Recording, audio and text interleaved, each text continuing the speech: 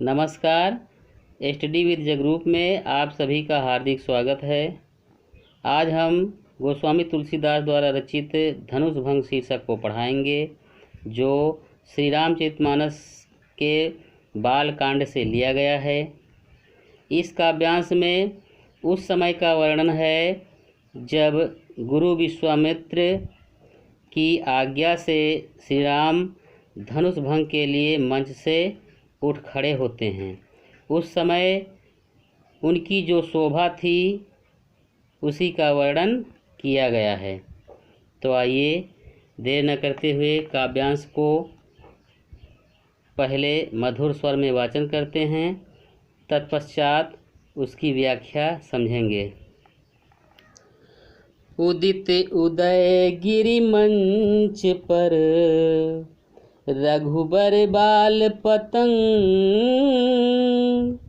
बिकसे संत सरोज सब, हर्षे लोचन भृंग। उदित उदय गिरि मंच पर। उदित माने उदय, उदयगिरि माने उदयाचल पर्वत, जिस पर सूर्य की किरणें सबसे पहले पड़ती हैं। रघुबर श्री राम। बाल पतंग, बाल पतंग माने बाल सूर्य, प्रातः काल का सूर्य। विकसे माने खिल उठे। सरोज माने कमल। हर्षे माने हर्षित। लोचन माने नेत्र और भृंग माने भंवरे।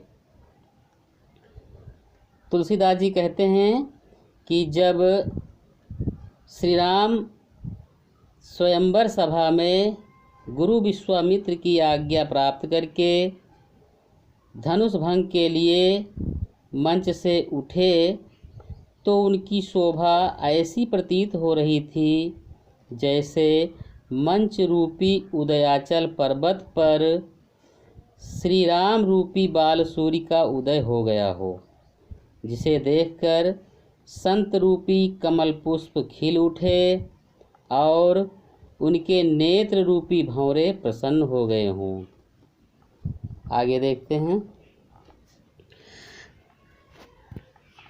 नृपन केरी आसानी सिनासी, नृपन केरी आसानी सिनासी, बचन नखत अवलीन प्रकाशी। नृपन केरी आसानी सिनासी, बचन नखत अवलीन प्रकाशी। मानी महीप कुमुद सकुचाने, कपटी भूप उलुक लुकाने। भये विशोक कोक मुनि देवा, बरसहि सुमन जनावहि सेवा।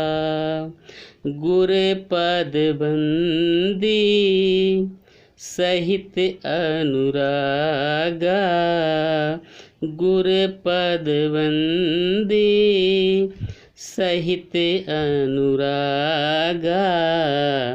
राम मुनि सन आया सुमांगा। नृपन केरी आशा निस नासी। नृपन माने राजा। आशा निस माने आशा रूपी रात्रि। नासी माने नष्ट हो गई। बचन नखत माने बचन रूपी नक्षत्र या तारों की अवली। अवली माने पंक्ति। मानी महिप कुमुद माने अभिमानी राजा रूपी कुमुदनी। सकुचाने माने सकुचाने लगे। कपटी भूप उलूक माने कपटी राजा रूपी उल्लू, लुकाने माने छिप गए। कोक माने चकवा, जनावह माने प्रकट कर रहे हैं। गुरुपद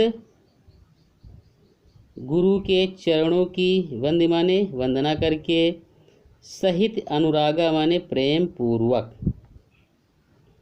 तुलसीदास जी कहते हैं कि सभा में उपस्थित राजाओं की सीता को प्राप्त करने की आशा रूपी रात्रि नष्ट हो गई तथा उनके वचन रूपी तारों का समूह चमकना बंद हो गया, अर्थात वे सभी मौन हो गए। वहाँ जो अभिमानी राजा रूपी कुमुदिनी थे, वे श्री राम रूपी सूर्य को देखकर मुरझा गए और कपटी राजा रूपी उल्लू छिप गए। जिस प्रकार रात होने पर चकवा चकवी अपने बिछोह के कारण शोक में डूब जाते हैं, उसी प्रकार सभा में उपस्थित मुनि व देवता भी शोक में डूबे हुए थे, परंतु श्री राम की तत्परता देखकर उनका दुख समाप्त हो गया। अब राम और सीता के संयोग की बाधा समाप्त हो गई। सभा में उपस्थित समस्त जन फूलों की वर्षा कर रहे हैं। इसी बीच श्री राम अपने गुरु विश्वामित्र के चरणों की प्रेम पूर्वक वंदना करके अन्य सभी मुनियों से धनुष भंग करने की अनुमति मांगते हैं। अब आइए आगे देखते हैं। सहजा ही चले सकल जग स्वामी, सहजा ही चले सकल जग स्वामी, मत मंजू बर कुंजर गामी। सहजा ही चले सकल जग स्वामी, मत मंजू बर कुंजर गामी। ओ चलत रामपुर चलत राम सब पुर नर नारी, पुलक पूरी तन भये सुखारी। बंदी पितर सुर सुकृत संभारे, जो कछु पुण्य प्रभाव हमारे। तो शिव धनु मृणाल किनाई, तो शिव धनु मृणाल किनाई। तोरे हु राम गणेश गोसाई, तव शिव धनु मृणाल किनाई।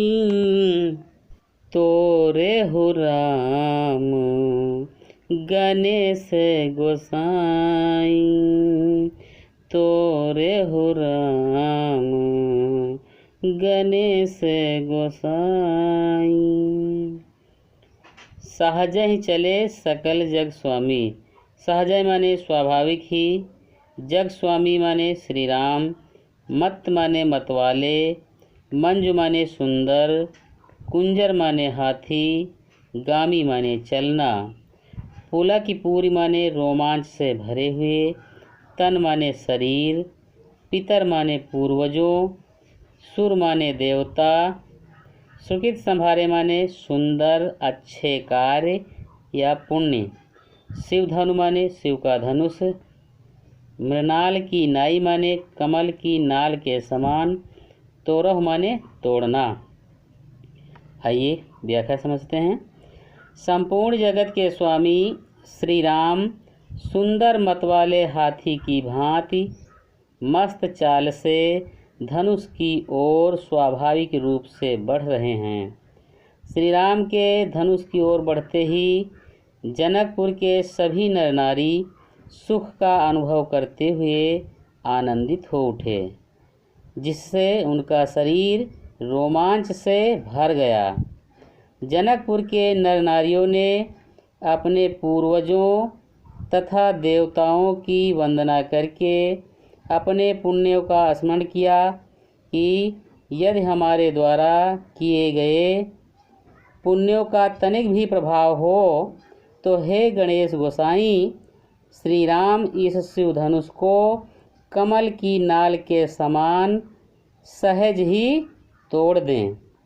साथियों, यदि हमारा वीडियो आपको अच्छा लगा हो तो कृपया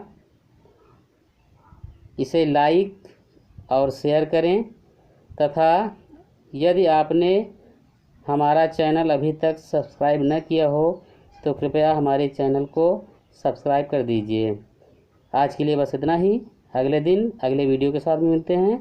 तब तक के लिए जय हिंद।